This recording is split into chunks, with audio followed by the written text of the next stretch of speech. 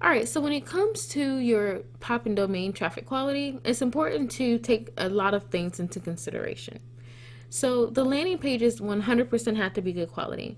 When you're bidding on domain traffic, you're bidding for someone who thought they spelled something correctly. So your landing page is going to have to capture their attention and take them out of their top of mind frame of reference for what they were searching for to begin with. And then after that, and when it comes to your pop campaigns, you're pretty much advertising to someone who was not looking to be advertised to. So obviously your landing page has to be good. Using trademarks and brand logos is a big no-no with Zeropark, especially if you don't have any approval. They will just outright deny your campaign. It will be rejected. Just no way to get that reversed. So don't use any famous brands, don't misinterpret anything. And then if you're going to run any adult campaigns, make sure you utilize adult traffic. In your Smartlinks, it's going to be important that you find an affiliate network that you can have a good relationship with, where you can get some insight as to what their landing pages are looking like. Now, they are tested. They generally know what needs to be included on the landing pages, but again, they have to follow the guidelines of Zeropark, and Zeropark will not hesitate to reject any landing pages from your SmartLink campaigns that are not in compliance with their platform. And then when it comes to gambling as well, you have to make sure that you're setting up campaigns that are not illegal in the particular regions that you're setting them up in. That is a big issue. And fantasy gambling, just don't do it. There's no real money involved. It's not worth it as far as the quality of user database and the quality of publishers that are affiliated with Zeropark.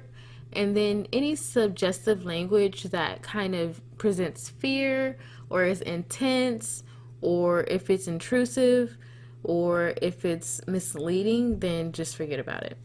So those are pretty much the regulations and restrictions when it comes to pop traffic. Let's talk about the rejections, because they do happen, and you're only human, and they can easily be resolved. You're not going to be hit with an account ban unless you're visually producing fraud and not following the guidelines properly. But obviously, if you try to cycle your offers, or if you bid too high, or if you don't have a click ID token in the destination URL, like, we're talking about technical things here that are common. So you just have to take your time, make sure your campaign is set up appropriately, because if you don't have creatives, and if your landing page is poor quality and it's not visible, or if you're using the incorrect campaign URL to begin with, and if you're not set up to track your tokens, then that is an issue. If you cannot do that appropriately, then that's where we come in at Dice University.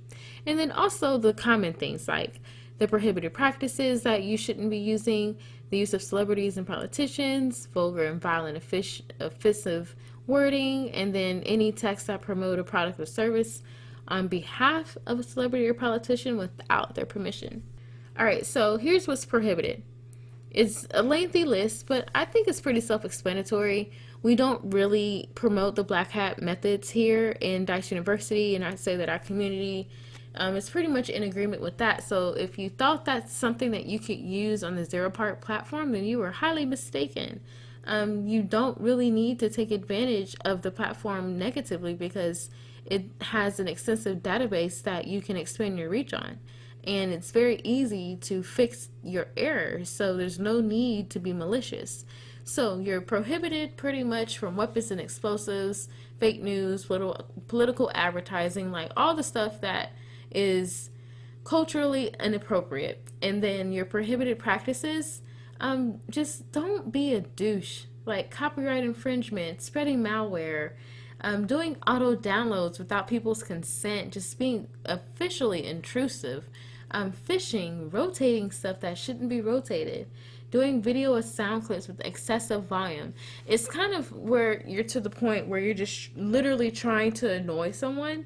I would say those are the prohibited practices. And you will be checked for that, like cloaking and all of that kind of stuff. It's not needed. If you want to go the black hat way, again, Zeropark is just not for you.